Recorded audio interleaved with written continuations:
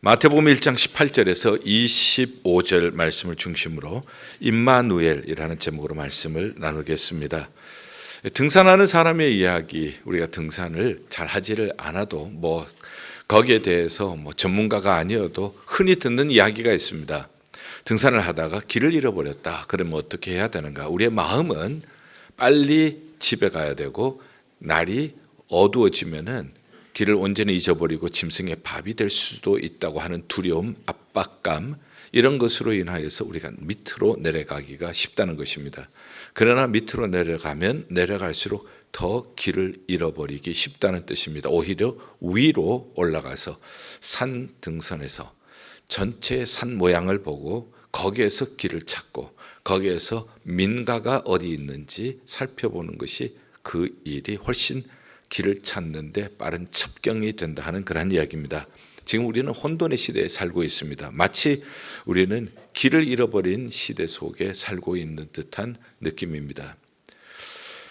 한때 미국 국회에서 기도할 때에 일어나는 일을 보면서 놀라는 나머지 아주 분노한 적이 있었습니다. 기도를 하고 난 다음에 아멘 and a woman 이렇게 끝나는 것을 보면서 아멘은 진실로 그렇게 되기를 원합니다 하는 뜻인데 목사가 거룩한 가운을 입으면서 아멘은 A하고 맨이니까 그 다음에 A, woman도 있어야 된다. 남녀가 평등하다 해서 아멘 and a woman 하면서 기도하는 것을 보면서 통탄을 금할 길이 없었습니다. 다행히 지금에 와서는 국회에서 기도할 때도 성경에 기록된 대로 In the name of Jesus, 아멘 하는 것을 보게 되어집니다. 중요한 것은 목숨을 다하여서 지키지 않으면 빼앗길 수 있다는 것을 알게 되었습니다. 그리고 소중한 가치는 누군가의 희생에 의해서 우리가 얻게 된 것이지 그냥 얻은 것은 아니라는 거예요. 이렇게 누군가의 희생에 의해서 얻은 소중한 가치는 마찬가지로 목숨을 다해 지켜야 지켜진다고 하는 교훈을 깨닫게 되었습니다. 성탄을 맞으면서 성탄절은 어떤 날인가? 성경은 무엇이라고 가르쳐주고 있는가? 오늘 본문에서 그것을 살펴보기를 원합니다. 오늘 1장 18절에는 예수 그리스도의 나심은 이러하니라. 예수 그리스도의 나심이 성탄이라고 우리가 얘기를 합니다. 예수 그리스도의 나심은 이러하니라. 성경은 분명히 성탄절이 무엇인지를 우리에게 가르쳐 주고 있습니다. 그 핵심 내용을 세 가지로 오늘 본문은 정리를 하고 있습니다. 첫 번째는 예수 그리스도의 나심을 얘기를 하면서 성령으로 잉태되셨다 하는 얘기를 하고 있습니다. 예수님이 왜 성령으로 잉태되셔야 하는가? 이 세상의 모든 사람은 남자가 낳습니다. 이상하게 들릴지 모르지만은 어머니가 여자가 낳는 것 아닙니까? 그러나 남자가 낳는 것이 맞습니다. 그렇기 때문에 남자의 성씨를 따라서 이름을 붙이는 것이죠. 아브라함은 이삭을 낳고 이삭은 야곱을 낳고 아브라함이 배 아파 본 적이 있습니까? 아브라함이 배불러 본 적이 있습니까? 그러나 성경은 아브라함은 이삭을 낳고 이삭은 야곱을 낳고 이렇게 말씀을 합니다. 이 성씨뿐만 아니라 이 성씨와 함께 남자의 성품도 또한 성격도 그리고 죄성까지도 전달이 되어지게 되어집니다. 그래서 모든 사람이 죄인으로 태어난다고 하는 것이 성경의 지적입니다. 그런데 예수님은 남자 없이 성령으로 태어나셨다는 겁니다. 이것이 성탄절에 우리가 붙잡아야 할 가장 기본적인 핵심 진리이라고 하는 것을 가르쳐 주고 있습니다. 요셉이 의로운 사람이라고 하는 것은 착한 사람이다. 그래서 가만히 끊고자 했다. 왜냐하면 이것이 소문이 나면은 동네 사방 손가락질을 당할 수도 있고 그리고 자기와 약혼했던 사람이 돌에 맞아 죽을 수도 있기 때문에 조용히 덮으려고 그렇게 생각을 했다는 겁니다. 그러나 꿈에 하나님의 사자 천사가 나타났어요. 이것은 성령으로 말미암아 잉태된 것이다. 요셉아, 내 아내 마리아 데려오기를 두려워하지 말라. 이렇게 일러 주셨습니다. 이 부분에 대해서 좀 더 성경의 다른 부분에서 잘 설명하고 있는 부분이 요한복음입니다. 요한복음 1장 1절에 태초에 말씀이 계시니라. 이 말씀이 하나님과 함께 계셨으니 이 말씀이 곧 하나님이시라 하는 말씀이 있습니다. 거기에서 태초에 말씀이 계셨다고 하는 거예요. 이 말씀을 헬라어로는 로고스라고 표현을 하고 있습니다. 이 로고스가 태초에 하나님과 함께 계셨고 이 로고스는 곧 하나님이시라 하는 겁니다. 당시 헬라 시대 때 이 서신을 쓴 요한은 헬라 문화에 있는 사람들에게 예수를 어떻게 소개했는가 하면은 로고스로 소개를 했습니다. 그때의 헬라 문화에 있었던 사람은 로고스가 무엇인지 잘 알고 있었습니다. 로고스라고 하는 것은 보이지는 않지만 온 우주를 통치하고 계시는 분, 그렇게 이해를 하고 있었습니다. 그런데 보이지는 않지만 온 우주를 통치하고 계시는 능력의 그분이 태초에 하나님과 함께 계셨다. 그 다음에 요한복음 1장 14절에 말씀이, 즉 로고스가 보이지는 않지만 온 세계를 다스리고 계시는 그분이 육신이 되어서 우리 가운데 임하시니 우리가 보니 독생자의 영광이요 은혜와 진리가 충만하더라. 그분이 독생자시라는 거예요. 그분 안에는 은혜와 진리가 충만하다고 요한은 설명을 하고 있습니다. 그래서 이 로고스는 보이지는 않지만은 하나님과 함께 계셨고 하나님이신 그분, 하나님이신 그분이시니까 거룩하셔야 하고 하나님이신 그분이시니까 완전히 능력이 있는 분이셔야 한다는 뜻입니다. 그런데 이분이 육신을 입고 이 땅에 오셨습니다. 완전히 거룩하신 분이시기 때문에 남자의 씨로는 오시면 안 되는 거예요. 죄가 있는 남자의 씨로 오시면 안 되는 거예요. 그래서 성령으로 잉태되실 수밖에 없는 거예요. 그리고 인간의 몸을 입기 위해서는, 영이신 그분이 인간의 몸을 입기 위해서는 어머니의 모체를 통해서 나와야 인간의 몸을 입을 수가 있는 거예요. 그래서 인간의 몸을 입고 이 땅에 오셔서 인간을 이해를 하실 수가 있습니다. 예수님도 피곤하시면은 배에서 주무시기도 하셨고, 목이 마르면은 물을 마시기도 하셨고, 예수님은 사랑하는 나사로의 죽음 앞에서 우리 인간처럼 눈물을 흘리시기도 하셨습니다. 예수님은 십자가에 6시간 동안 달리셨습니다. 사랑하는 제자들의 배반도 당해보셨습니다. 그리고 인간에 의해서 주먹으로 침을 당하고 침뱉음을 당하기도 하셨어요. 6시간 동안 매어달려 계시면 뼈 마디마디가 부서지는 경험을 하게 될 겁니다. 우리가 이 세상에 살면서 때로는 가까웠던 사람, 사랑했던 사람들에게 배신을 당할 때 얼마나 아프겠어요. 예수님은 이해를 하신다는 뜻이에요. 당해 보셨기 때문에. 우리가 남에게 수치를 당하면 밤잠을 자지를 못합니다. 그러나 예수님은 당해보셨어요. 하나님이신 그분, 로고스이신 그분, 그분이 인간의 몸을 입고 오셔서 인간인 사람에게 주먹침을 당하고 침뱉음을 당하셨어요. 그런 모욕을 당해보셨어요. 뼈 마디마디가 부서지는 고통을 경험하셨습니다. 우리도 때로는 너무너무 아플 때 뼈 마디마디가 부서지는 고통을 하죠. 아무도 이 아픔을 이해하지 못할 거라고 우리가 생각할 때도 예수님은 이해를 하십니다. 그래서 예수님이 우리를 이해하실 뿐만 아니라 예수님은 우리를 도우실 수가 있으세요. 왜냐하면 완전하신 하나님이시니까, 전능하신 분이시니까.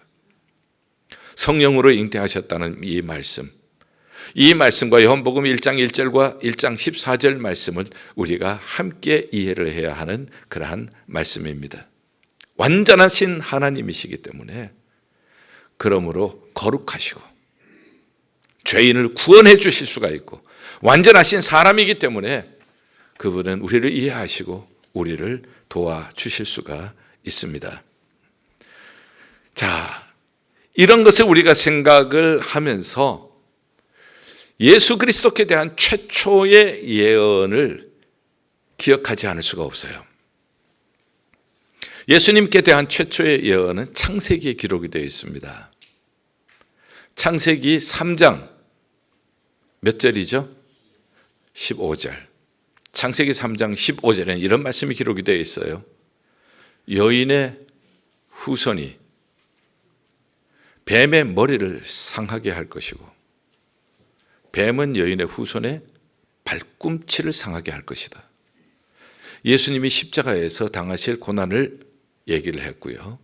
그리고 예수님께서 뱀의 머리는 권세입니다. 사탄의 권세를 박살내신다는 뜻이에요. 사탄의 권세는 죄의 권세, 사탄의 권세는 죽음의 권세. 예수님께서 십자가에서 사탄의 권세인 죄의 권세, 죽음의 권세를 박살내셨다 하는 그런 뜻입니다. 최초로 성경에서 예수 그리스도께 대한 예언이기 때문에 원시복음이라고도 얘기를 합니다. 창세기 3장 15절의 말씀을 이렇게 해서 완전히 이루어 주시는 것이에요. 왜 예수님이 성령으로 잉태하셔야 했는가? 그것은 사람의 씨, 남자의 씨가 되어지면은 남자의 성품뿐만 아니라 죄성까지 우리는 이어받게 되었다는 것. 그렇기 때문에 남자의 씨가 아니라 성령으로 잉태되셔야 한다는 것. 그런데 그분은 원래 하나님과 함께 계셨던 분, 로고스임 그분이 보이지 않지만은 온 세계를 통치하고 계시는 그분이 인간의 몸을 입고 이 땅에 오셨습니다. 그날이 성탄절입니다. 완전하신 하나님, 완전히 인간이신 하나님, 이 관계를 통하여서 하나님께서 우리를 이해하시고 우리를 능히 구원하시는 구원자가 되신 줄 믿습니다. 하나님의 말씀에는 오류가 없습니다. 하나님의 약속은 아무리 창세기 3장 15절에 약속하셨다 하더라도 반드시 이루어지는 줄 믿습니다. 자, 그렇다면 우리가 성탄절에 먼저 기억해야 할 것, 변하지 않는 진리, 성령으로 잉태되셨다고 하는 것을 우리가 배웠습니다. 그 다음에는 1장 21절에는 이름을 예수라 하라. 사람이 자식을 낳으면은요, 사람이 이름을 지어주는 거예요. 하나님으로부터 왔기 때문에 성령으로 잉태가 되었기 때문에 하늘에서 이름을 붙여주시는 거예요. 그래서 천사가 일러주는 것이요, 이름을 예수라 하라. 예수라고 하는 이름의 뜻은 그가 자기 백성을 저희 모에서 죄에서 구원할 자이심이니라. 그래서 예수라고 하는 이름, 한마디로 그 뜻은 구원자, 우리의 Savior, 구원자라고 하는 그러한 뜻입니다. 죄가 무엇인가? 구원은 무엇인가? 죄는 하나님의 말씀에서 이탈한 것입니다. 하나님의 말씀에 불순종한 것입니다. 그런데 로마서 3장 23절에는 모든 사람이 죄를 범하였음에 하나님의 영광에 이르지 못하더니, 모든 사람이에요. 이 목사를 포함해서 모든 이 땅에 살고 있는 사람은 하나님의 말씀에서 크든 작든 그 말씀에서 떠나가 있어요. 그래서 하나님의 영광에 이르지 못하더니, 하나님의 천국에 이르지 못하더니, 영생에 이르지 못하더니, 이르지 못하는 것으로 끝나는 것이 아니라 로마서 6장 23절은 죄의 삭은 뭐라고요? 사망이라고요. 죽을 수밖에 없는 그러한 운명이 되었습니다. 여기에서 우리가 기억하고 붙잡아야 할 중요한 단어가 있습니다. 그것이 대속이라고 하는 단어입니다. 대속이라고 하는 것은 대신 속해준다, 대신 죄를 속한다 하는 뜻입니다. 영어로 redemption이라고 하는 말입니다. 이 말은 원래 부모로부터 유산으로 내려온 토지가 있었어요. 그런데 가난해서 그 토지를 빼앗겼거나 팔렸어요. 그런데 어떤 사람이 있다가 부모로부터 받은 토지를 저렇게 잃어버렸으니 안타까워서 내가 돌려줘야 되겠다, 그러한 마음이 있는 사람. 그러나 마음만 있다고 되는 것은 아니에요. 능력이 있어야 돼요. 자격도 있고 능력도 있어야 됩니다. 그래서 경제력도 있고요. 그래서 자기가 사서 그 사람에게 돌려주게 되어지면 그것을 대속이라고 이야기를 합니다. 그러나 이 대속이 땅의 문제가 아니잖아요. 죄의 삭은 사망이라고 했는데 생명의 문제가 걸려 있는 거잖아요. 그러나 생명은 사가지고 줄 수 있는 것이 아니지 않습니까? 누군가는 첫 번째 대속이라는 의미에서 붙잡아야 할 것, 마음이 있어야 돼요. 저 사람을 대신해서 죽어줄 마음이 있어야 된다고요. 그 다음에 그렇게 할 자격이 있어야 돼요. 예수님은 우리가 죄로 말미암아 죽을 수밖에 없을 때에 대신 죽으셔서라도 우리의 생명을 구원해 주실 마음이 있으셔서요. 우리가 잘 아는 요한복음 3장 16절에 이렇게 얘기를 합니다. 하나님이 세상을 이처럼 사랑하사 독생자를 주셨으니 이는 저를 믿는 자마다 멸망치 않고 영생을 얻게 하려 하심이니라. 사랑 때문에, 죄 지은 인간 죽어가는 것을 그냥 볼 수 없기 때문에, 사랑 때문에 내가 대신 죽어줄게 하는 거예요. 그 마음이 있어야 되는 거예요. 두 번째는 자격이 있어야 됩니다. 아무리 자기가 남을 대신하여 죽어주고 싶어도 죄가 있으면 안 되는 거예요. 죄인이 죄인을 구원할 수가 없는 겁니다. 이것이 하나님께서 구약시대 때부터 쭉 우리에게 보여주신 그림이에요. 죄를 씻기 위해서는 정결한 짐승을 잡아야 했고 그 정결한 짐승의 피를 흘려서 백성의 죄를 대속한 겁니다. 이것이 완성이 된 것이 바로 십자가 위에서 완성이 된 거예요. 십자가 위에서 예수님께서 흠없는 짐승이 아니라 하나님의 아들 흠없는 독생자 예수 그리스도께서 자기 살 찢어 자기 피 흘려 우리를 대신해서 죽어주신 거예요. 그래서 그런 마음이 있어야 되고 그런 자격이 있고 능력이 있어야 한다고요.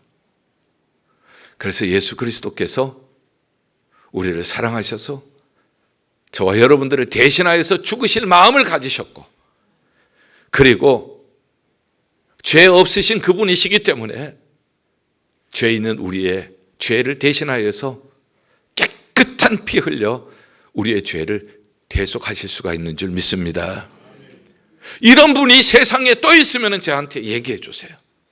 혹시 여러분들이 우리의 생명을 대신해서 죽어주고 죄가 없어야 되고 자격이 있어야 되고 그런 능력이 있는 사람이 있으면 저한테 얘기해 주세요. 저는 아직 못 봤어요. 요한복음 14장 6절을 우리에게 이렇게 얘기를 합니다.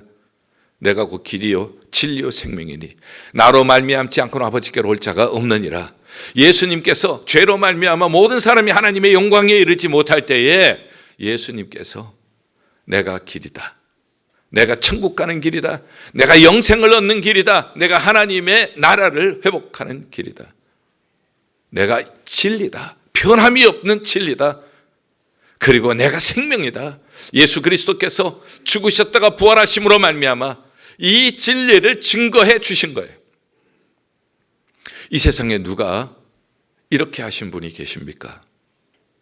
그렇기 때문에 사도행전 4장 12절에는 천하 인간의 구원 얻을 다른 무엇을 주신 적이 없다고 우리에게 말씀하셨어요? 다른 이름을 주신 적이 없다는 겁니다. 예수 이름 이외에 우리를 구원할 다른 이름이 없다는 것을 우리에게 말씀을 해 주신 것입니다. 그래서 예수가 귀한 이름이에요. 그래서 예수가 복된 이름이에요. 천하 인간의 구원 얻을 다른 이름이 없잖아요. 죄로 말미암아 죽을 우리 대속할 수 있는 분, 그분은 예수밖에 없어요. 천사가 가르쳐준 이름, 자기 백성을 저희 죄에서 구원할 자이심이니라. 조금 더 깊게 생각을 해볼게요. 예수님이 우리의 구원자가 되셨습니다. 믿습니까? 그런데 구원자가 되시기 위해서는 우리가 있어야 되는 거예요. 죄인이 있어야 구원자가 있는 것 아닙니까? 물에 빠져 죽는 사람이 있으니까 건져주는 사람이 필요하잖아요. 만약에 물에 빠져서 죽는 사람이 없다면 구원자도 필요 없는 것 아니겠어요? 그러나 죄로 말미암아 죽어가는 사람이 있기 때문에 구원자로 예수님이 오신 거예요. 그걸 다른 말로 바꾸면 나는 예수님 없이는 못 살아요. 예수님 없이는 구원을 얻지 못해요. 동시에 예수님은 내가 없으면 예수님이 구원자로 오실 이유가 없는 거예요. 이것을 이렇게 바꿔볼게요. 저희 아이가 셋이 있죠. 저는 아빠예요. 저에게 아이가 없으면 제가 아빠가 될 수 있습니까? 없습니까? 없죠. 그럼요. 아이가 있으니까 아빠가 될 수가 있는 거잖아요. 다르게 또 표현을 해볼게요. 저는 예일교회 목사예요. 예일교회 성도님들이 없으면 예일교회 목사가 될 수 있을까요? 없을까요? 없는 거예요. 이게 아주 귀한 관계예요.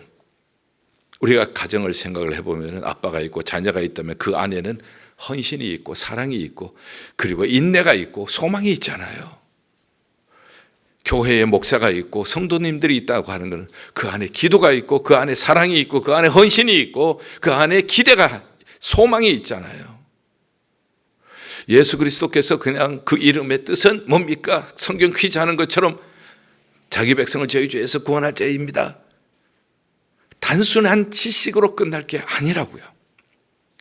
그 안에는 관계가 있어요.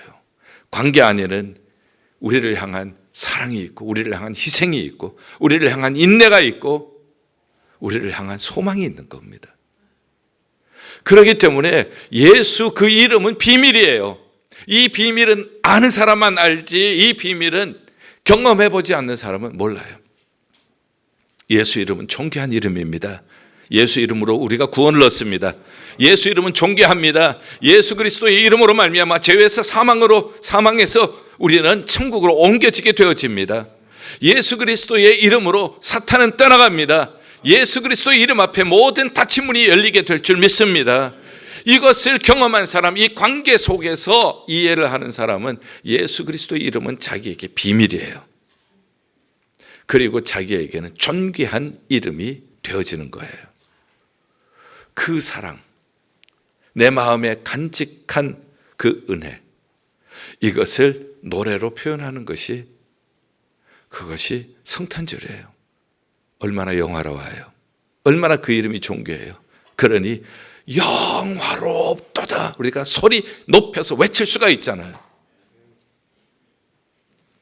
이런 감동과 이러한 기쁨과 감사가 충만한 성탄절이 될 수 있기를 바랍니다.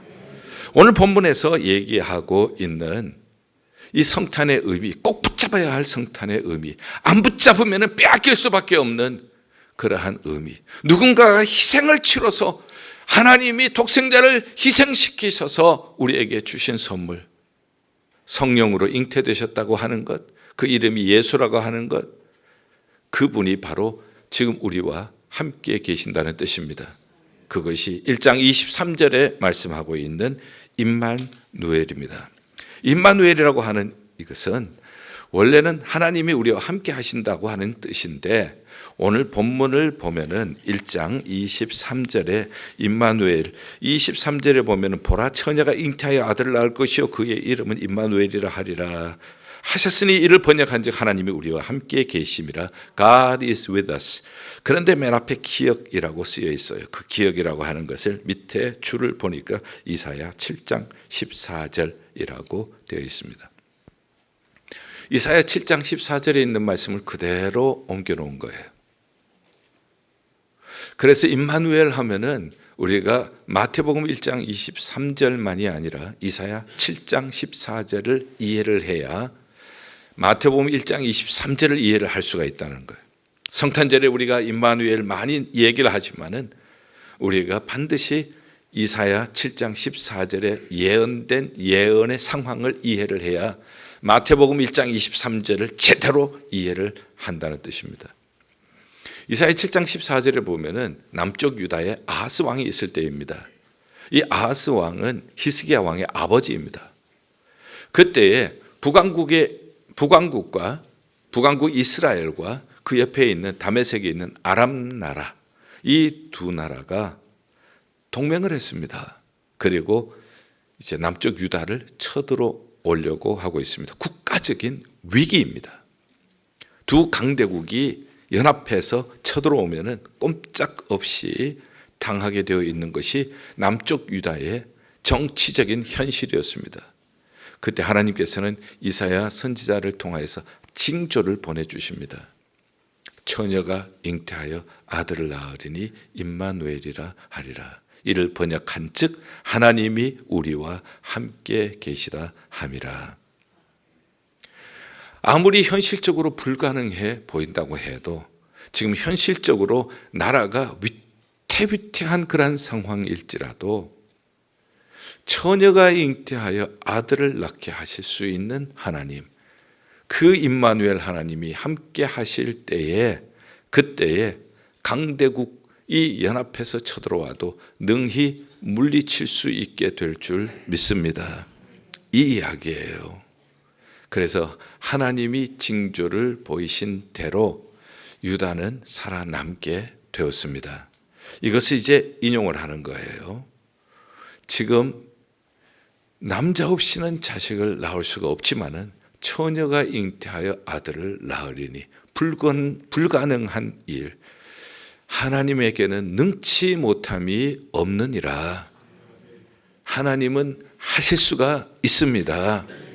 그렇게 하셔야만 하는 것이 성령으로 잉태되는 것이라고 제가 말씀을 드렸죠.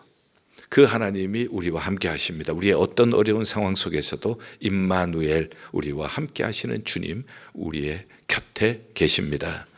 그런데 예수 그리스도께서 인간의 몸을 입고 이 땅에 오실 때는 아주 대조적인 그러한 모습이 보여집니다. 가장 높으신 분, 가장 고귀하신 분이 가장 낮은 곳으로 오셨어요. 말구유로 오셨어요.